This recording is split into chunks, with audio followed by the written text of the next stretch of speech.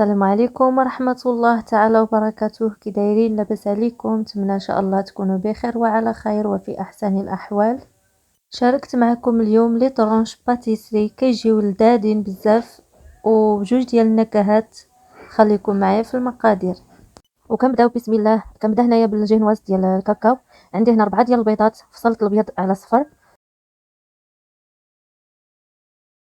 كنخدم هنايا صفر ديال البيض هو الاول. كنضيف 2 اكياس ديال الفاني.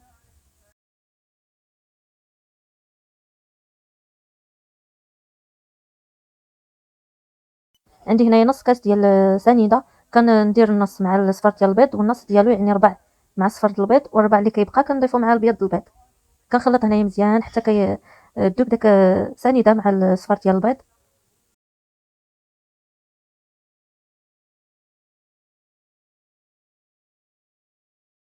وكنضيف نص كاس ديال الحليب اللي كيكون ماشي في الثلاجه، ما يكونش بارد بزاف، وربع كاس ديال الزيت، وكاس قله ربع ديال الطحين او الدقيق. وزدت كملت الكاس باش حمر ليا بالكاكاو، يعني 2 معالق ديال الكاكاو وكاس قله ربع ديال الدقيق وكيس من خميره الحلويات.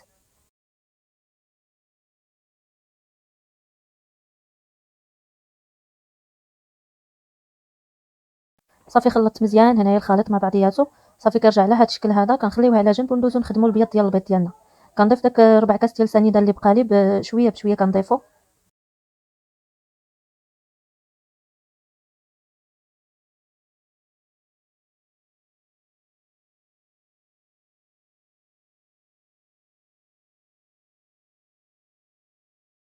صافي كنخدم هنايا بالعجانه او الطراب اللي عندكم، يعني ضروري خص يكون طراب كهربائي باش كيجيكم البيض ديال البيض بهذا الشكل هذا، لان صعيب باش يطلع غير باليد، راه يعني صعيب كياخذ الوقت.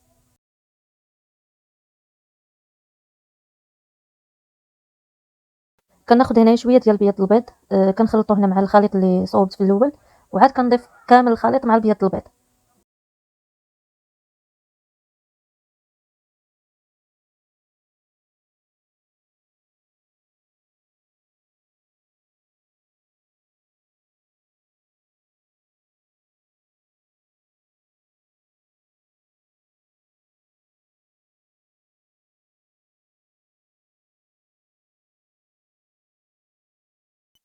بالنسبه للخلاط كيف ما راني مشاركه معكم جينواز في القناه، كيف ما كنقول دائما خاص يعني ملي نخلطو غير من التحت للفوق باش داك الهواء اللي كيكون عندنا في الخليط ما كيمشيش.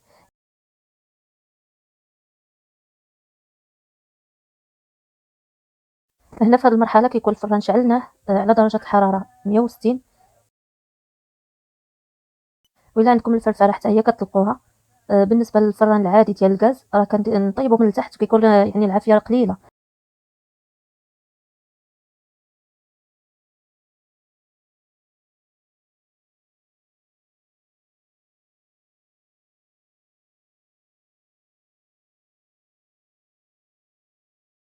صافي هنايا كندخلها الفران كما قلت لكم اللي كيكون شاعل من قبل، درجه الحراره 160. كنخليوها حتى كنحسوا بها طابت، يعني ما كنتغفلوش عليها. دوز غير 8 ديال الدقائق وكتمشيو تشوفوا يعني واش طابت.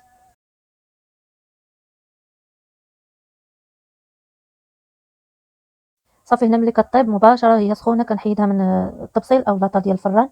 كنحطها هنايا في ورق ديال الطبخ واحد اخر. كنحيد عليها هذا صافي كنخليها كتبرد. ملي كتبرد واحد شويه عاد كنقطعها ونخليها حتى كنخدم الكريمه.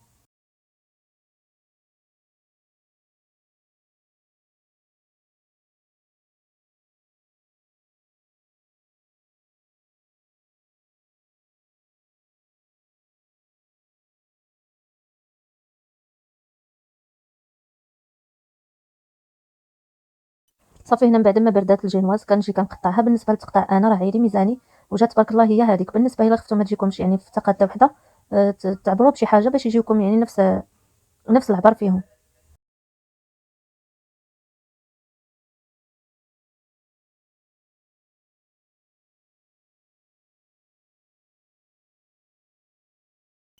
هنا كنوريكم الجينواز راه كتجي تبارك الله ناجحه 100%، جات غزاله حتى المذاق ديالها جا زوين.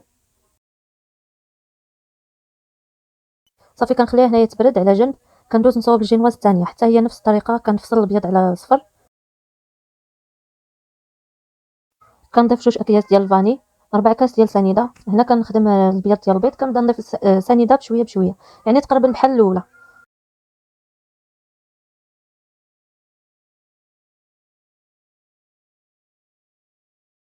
كنزيد هنا 4 كاس ديال الزيت، كنحك هنا القشور ديال البرتقال.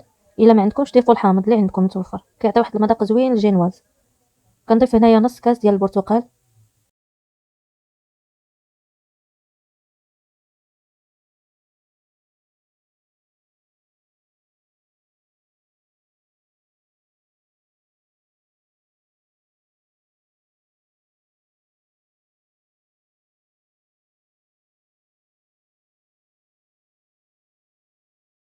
كنخلط هنايا مزيان مزيان، وعاد كنضيف الدقيق. كنضيف كاس ديال الدقيق عامر كمشتو معايا، وكيس من خميره الحلويات.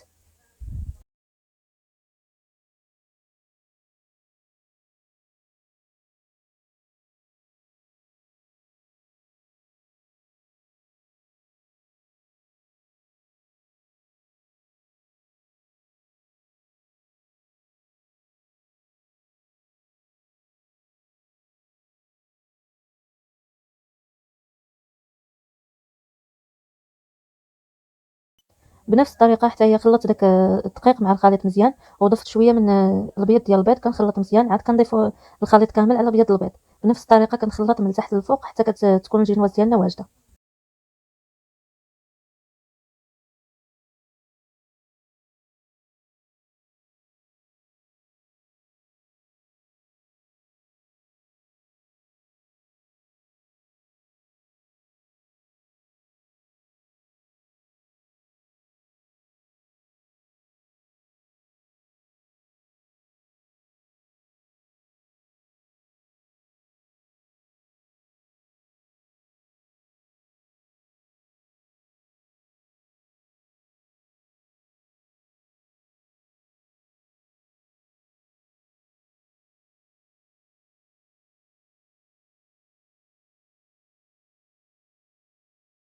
صافي كنسرحها هنايا، كنحاولوا نسرحوا مزيان باش تجينا يعني مقاده، ما تجيش جهه طالعه وجهه نازله. وبنفس الطريقه راه كيكون الفران سخون على درجه الحراره 160 من الفوق ومن التحت.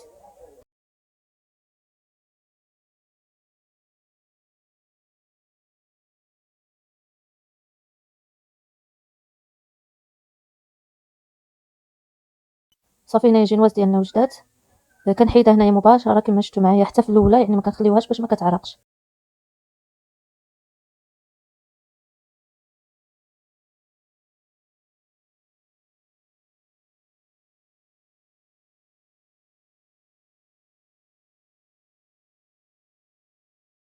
كنقلبها هنايا على واحد المنديل، كنحيد هذا الورق ديال الطبخ.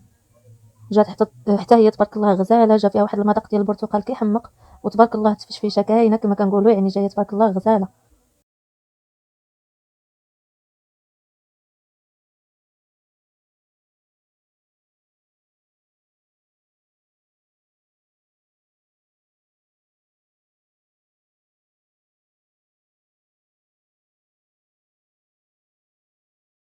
صافي خليتها هنايا بردات واحد شويه، وكندوز نقطعها قطعتها هنايا غير على جوج. بنفس الطريقه يعني عينكم ميزانكم، راه جات هي هذيك تبارك الله. نتوما بالنسبه لي يعني ما خاف ما يجيبش العبار هو هذاك، تقدروا تعبروا بشي حاجه.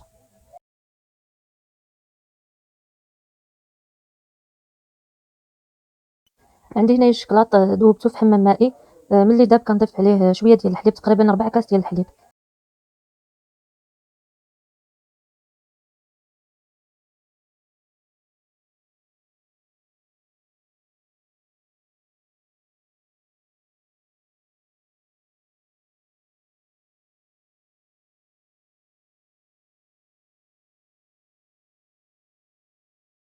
صافي خليت داك الشكلاط يبرد، ودزت هنا صوب الكريمه. بالنسبه للكريمه عندي كاس ديال الحليب اللي كيكون في الفريغو، يعني بارد بزاف. وكنزيد ساشي ديال موس شوكولا.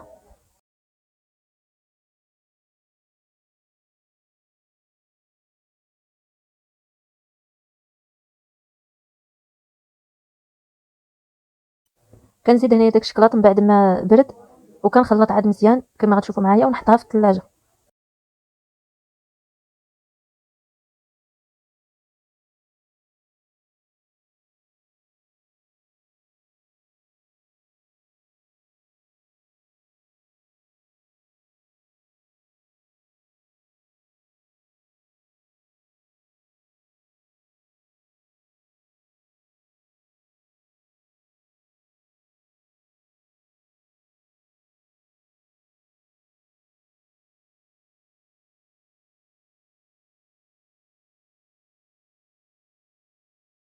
صافي كنحطها هنايا، كنغطيها نحطها في الثلاجه تبرد. كندوز نوجد هاد الكريم شونتي. ضفت هنايا كاس ديال الحليب حتى هو بنفس الطريقه بارد بزاف، كيس من الكريم شونتي، وكنخلط مزيان. كندوز نصوب الشكلاط. المهم هذا الخليط هذا اللي غادي نزيدو معاهم كيعطي واحد المذاق غزال غزال غزال، واحد المذاق لذيذ بزاف. ان شاء الله ملي غتجربوه ما غتندموش.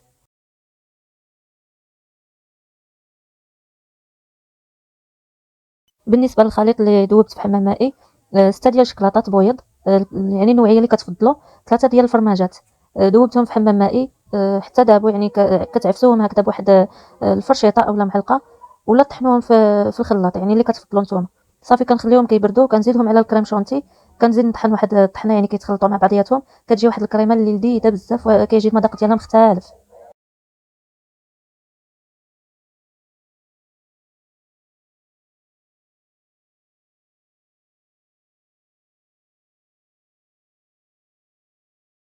صافي هنا كنبدا نمونطي. عندي الكريمه الاولى اللي صوبت كتكون بردات، كنبدا هنايا نمونطي بها، والكريمه الثانيه اللي صوبت كنحطها في الثلاجه تبرد. بالنسبه للجينواز انا ما سقيتهاش، اللي كيبغي يعني الكيك او جينواز يكون مسقي يكون شويه فازك، فكيبقى لكم الاختيار. ضفت هنايا الطبقه الاولى ديال الكريم شونتي، كنضيف من فوق منها الجينواز، وكنولي نضيف طبقه واحده اخرى ديال الكريمه.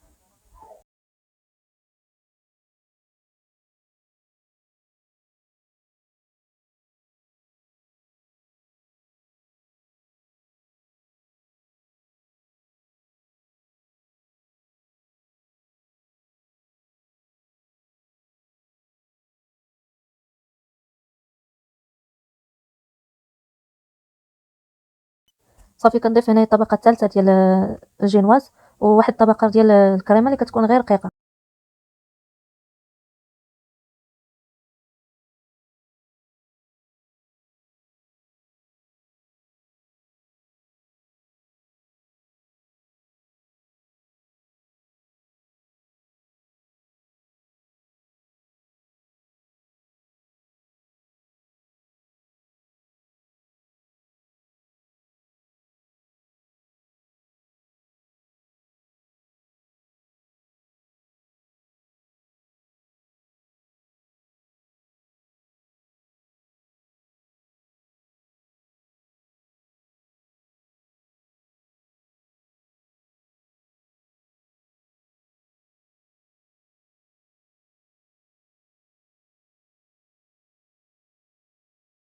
صافي هنايا كنحطها في الثلاجه اولا الفريغو كتبرد مزيان مزيان. وكندوز هنايا نوجد الكاناج. بالنسبه لنا عندي كاس ديال الحليب، 3 المعالق ديال سكر سنيده، 2 معالق ديال الكاكاو، ومعلقه كبيره ديال النشا اولا كريم باتيسير. انا هنا راها ما تصوراتش ما بانتش، المهم راني ضفتها وكنحركو هنا مزيان على البارد، عاد كنحطو فوق البوطه حتى كيتقل الخليط شويه، وكنحيدو كنضيف عليه الشكلاط. بالنسبه للشكلاط انا ضفت هذا راه داير ب 10 دراهم، ولكن المذاق ديالو راه كيجي غزال بزاف بالنسبه للناس اللي كيبغيو المذاق ديال الكاكاو.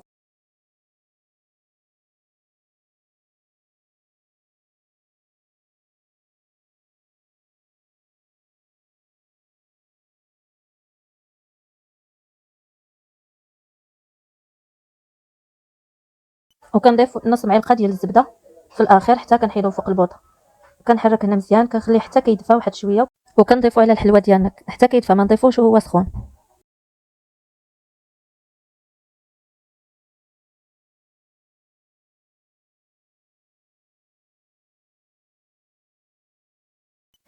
كنقادها هنايا من الوجه ونحطها تبرد، وكندوز نصاوب الكريمه الثانيه.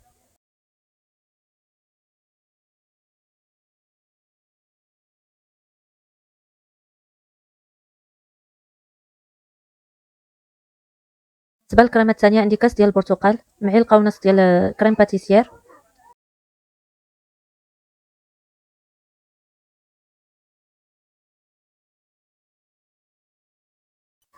بالنسبه للحلاوه هنايا حسب الذوق ديالكم، انا ضفت 4 المعالق ديال سنيده. كنخلط هنا مزيان، عاد كنشعل البوطه. صافي هذا هو القوام اللي خصو يكون. كنخليها هنايا دفا واحد شويه، يعني حتى كتبرد شويه، كنخويهم فوق الحلوه. صافي كنحاول هنا نسرح غير بشويه بواحد المعلقه، وكنخليوها كتبرد وعاد كنقطعوها ان شاء الله، وغادي نشاركها معكم كيفاش جات.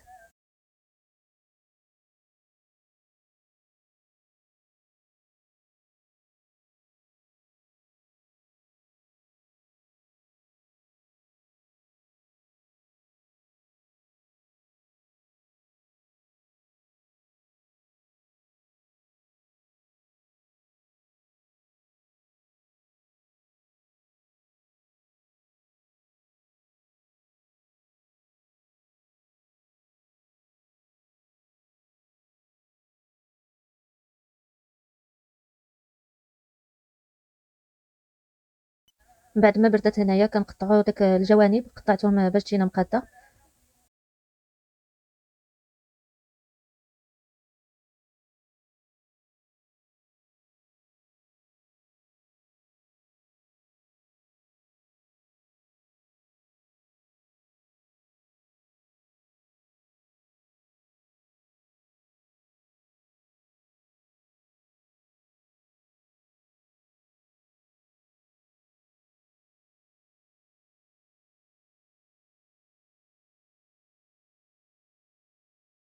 وعاد كنبدا نقطعهم هنايا بعد ما حيدت الجوانب. كل ما قطعت وحده كنمسح الموس باش كتجينا مقاده، يعني ما كيتخسرناش الوجه ديالها.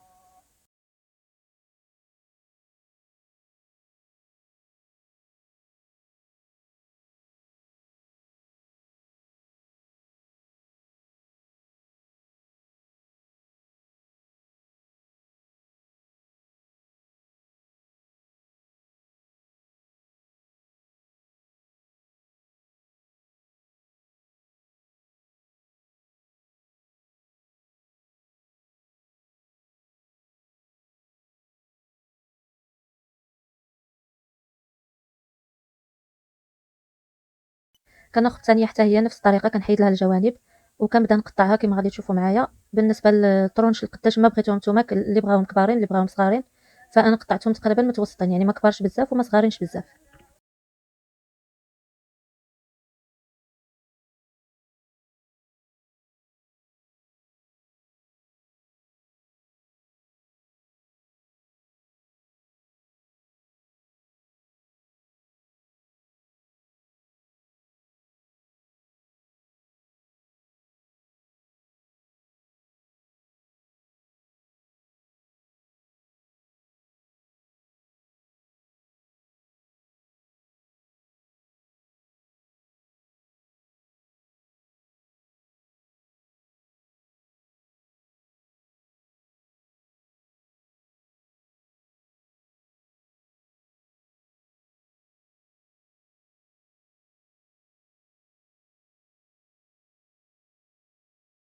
انا شاركتهم معكم في يعني في نفس النهار اللي صوبتهم فيه، تقدروا تخليوهم يباتوا كتصبح داك الكريمه يعني شاده في راسها فاش كتبات في الثلاجه. فانا شاركتهم معكم يعني تقريبا واحد ساعه ونص باش صوبتهم، فيعني ما خليتش داك الكريمه خدات راحتها يعني بردات.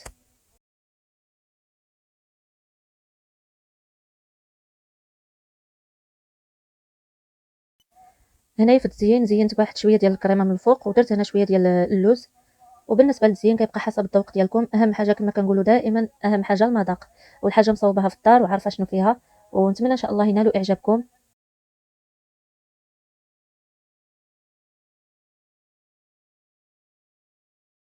وإلا جربتوهم تاكلوهم بالصحة والسلامة إن شاء الله.